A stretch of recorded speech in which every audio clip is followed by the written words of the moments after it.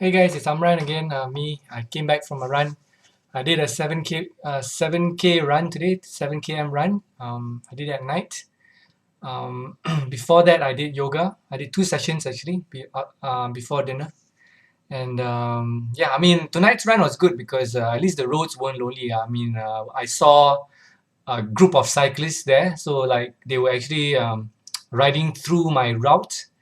So yeah, the road wasn't as lonely as usual. So it's nice to see like cyclists passing by me, and one cyclist also said, "Hi, hey, what's up? How come you're running so late at night?" But I say, I'm just bored."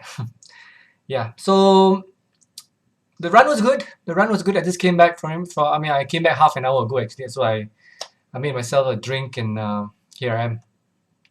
During yoga, I did 2 sessions. One with Sudip, and the other one was with Prima. And after the session with Prima, I actually talked to Prima, and we were actually talking about what what our purpose here on Earth is. And she was asking me the question, and I told her, I mean, because I discovered it today as well as I was reading. I mean, actually, it just came to me. Actually, I was reading some other things, but it actually came to me. I think the purpose of life is for us to become a tool for God to work through us, and we are here to channel His goodness. We are here to channel His creativity. We are here to co-create our lives with Him. So our lives are, if you live selfishly, you won't be all you can be. So when you let God work through you, you will become all you can be. And I was also shared with her what conditions have to be met before God can work through you. So I came into the conclusion where, I mean, there are 4 conditions. And one condition is to pray or to meditate daily. Because when you meditate and pray, you actually allow yourself to be calm and allow God to send you messages, like conversate with you.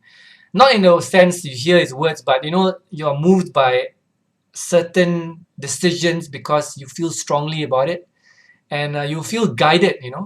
Because when you are calm and settled, God can actually communicate with you. I mean, communicate in terms of like, send you messages and stuff. Because if you are having an anxious mind, God cannot speak to an anxious mind. God can only speak to a calm mind.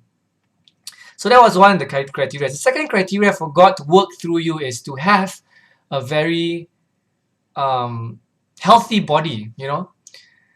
And that's why physical exercise and also nutrition is important. Because if you don't take care of your health, and then you, for example, you're sick, you are down with disease like cancer or diabetes, and tumors and all that things, you cannot be God's tool. I mean, you still can, but it's not as easy for Him to work through you because you'll be stuck in the hospital. You need to recover, right? So that's the other thing, you have to take care of your health. Okay, so the first would be prayer and meditation, and then the second would be your body and health. The third would be being positive. God can only speak to us. I mean, God can only work through us when we are happy. When we are sad, it's. I mean, if you have you ever tried talking to somebody who's depressed? It's so hard, right? They won't want to even listen to you. So basically, when you are sad, God cannot even tell you what to do because you don't want to get any advice. You just want to be cooped up in your room and in your cage of emotion. So when you're in your cage, your glass of emotion, encapsulated like that, nobody can talk. Even angels, like 10 angels, can't talk to you. I'm just saying as a metaphorical thing, angels and stuff. So the third, you have to be positive. You have to be happy. When you are happy, you get to do more things. When you are vibrating positively, you get to do more things. You get to act and do what is right. Do what you are prompted. Your feelings prompt you to do. So yeah, have positive emotion. And the last one would be, just to wrap it up here. The last one would be to do good actions. Like do good actions that up to this point of your life. For me, it would be honesty and speaking with kindness, encouraging people, being compassionate, being loving, saying kind, loving words.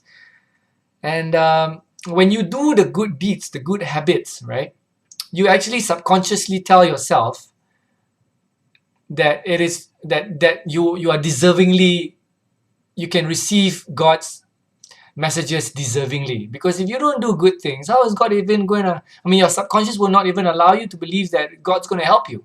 You know, if you do good all the time and something good happens to you, then you receive it and you say, this is why I'm receiving this good now, because I've been good all this while. But if you've been up to naughty things and nasty things and, you know, cursing people, and when good things come along, you don't feel like you deserve it. So, you know, when God tries to help you, you won't think that it's from God.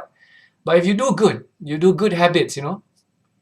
So yeah, I mean, when you do good habits, you would feel more deserving of goodness that comes into your life. And of course, you feel deserving for God to talk to you, you know. I mean, of course, when you're evil, who's going to talk to you, right?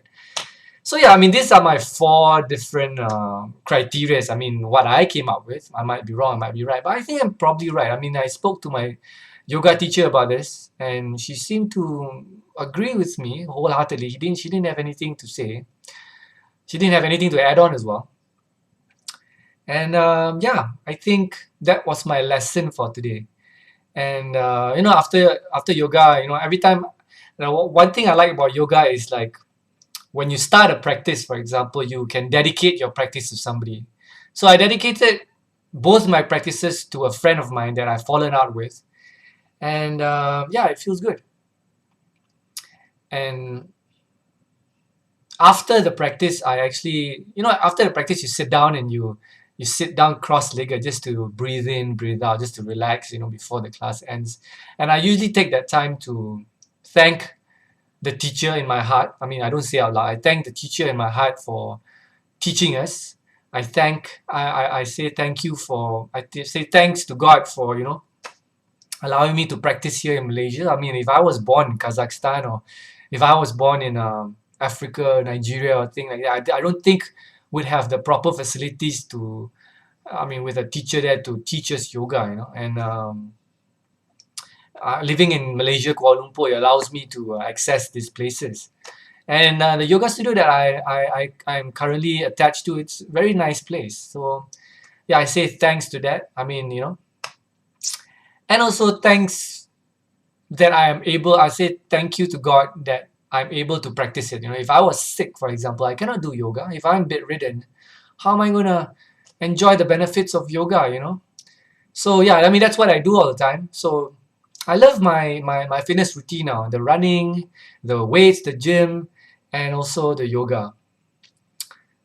So yeah, that's why I named my website Fit Run Yoga. So, you know, it's being fit in the gym, do a bit of running, right, and yoga. So three of this combined, three of my passions combined, it goes to Fit Run Yoga. So yeah, people say it's a bit cheesy, but I like it. So thanks for listening. I don't want to drag this on too far. Catch up with you guys tomorrow. Bye.